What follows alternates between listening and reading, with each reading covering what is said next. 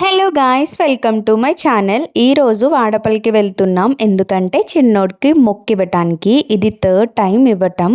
5కి అలా లేపేసాం, ఏడవకుండా ఎంగేజ్ చేస్తున్నాము. ఫస్ట్ మేమైతే రెడీ అయిపోయాము. చిన్నోడికి ఎలాగో మొక్కు ఇవ్వాలి కదా అని చెప్పి అక్కడే బాగా చేపిద్దామని జస్ట్ లేపి డైపర్ చేంజ్ చేసి ఇంకా తీసుకుని అయితే వెళ్ళిపోతున్నాము. ఈ లోపు కార్ అయితే వచ్చేసింది. ఇంకా స్టార్ట్ అయిపోయాం. ఎర్లీగా వెళ్తే రష్ ఉండదు అని 5:30 అలా స్టార్ట్ అయ్యాం. కార్ ఎక్కగానే ఫుల్ నిద్ర వచ్చేసింది. నిద్ర లేచి చూసేసరికి వాడపల్లి అయితే వచ్చేసింది. ఎప్పటి నుంచో వెళ్దాం అనుకుంటున్నాను, బట్ ఇప్పటికైతే కుదిరింది. యాక్చువల్లీ అసలు అనుకోలేదు. కంప్లీట్ గా అన్ఎక్స్పెక్టెడ్ ప్లాన్ అనే చెప్పొచ్చు.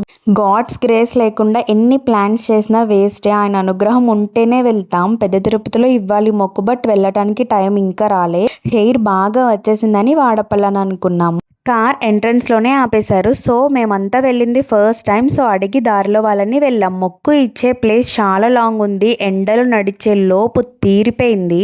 ఇంకా అక్కడికి వెళ్ళగానే ఫస్ట్ టోకెన్ అయితే తీసుకోవాలి. 40 రూపీస్ పే చేస్తే మనకు ఒక టోకెన్ ఇంకా బ్లేడ్ అయితే ఇస్తున్నారు. ఇంకా అది తీసుకుని వాళ్ళు చెప్పిన నెంబర్ దగ్గరికి వెళ్ళటమే. మేము వెళ్ళాక వాళ్ళు చెప్పారు హెయిర్ మొత్తం తడిపి తీసుకుని రమ్మని చెప్పి. చూడండి ఎంత బుద్ధిగా తడిపించుకుంటున్నాడో. మాకు తెలియక ఫస్ట్ కూల్ వాటర్ తోనే తడిపేసాము.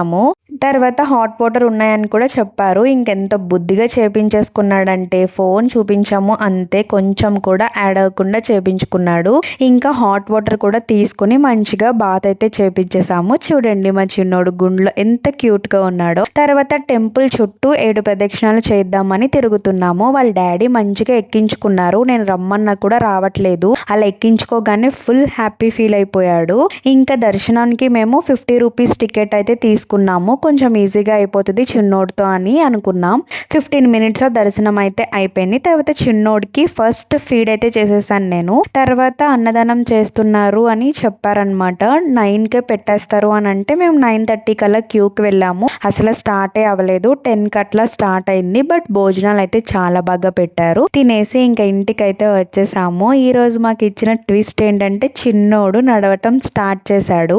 చాలా హ్యాపీగా అనిపించింది. 1 ఇయర్ దాటేసింది, ఇంకా నడవట్లేదని నేను చాలా టెన్షన్ ఫీల్ అయ్యాను. బట్ చాలా మంది చెప్పారు అలా ఏముండదు, నడుస్తారు అని చెప్పి. వాడపల్లె నుంచి మా అక్క వాళ్ళ ఇంటికి వెళ్ళాను. బాబు పుట్టాడు మా అక్కకి. సో చూడటానికి నేను అక్కడ ఉండేది చాలా తక్కువ టైం అని నాకు తెలుసు. అందుకని వీడియోస్ ఏమీ షూట్ చేయలేదు. ఉన్న 15 మినిట్స్ వాడితో టైం స్పెండ్ చేసి ఇంకా వచ్చేసాము. తర్వాత అత్తయ్య గారు వాళ్ళ ఇంటికి వెళ్ళాలి, లగేజ్ ఉందని చెప్పి వెళ్ళాము.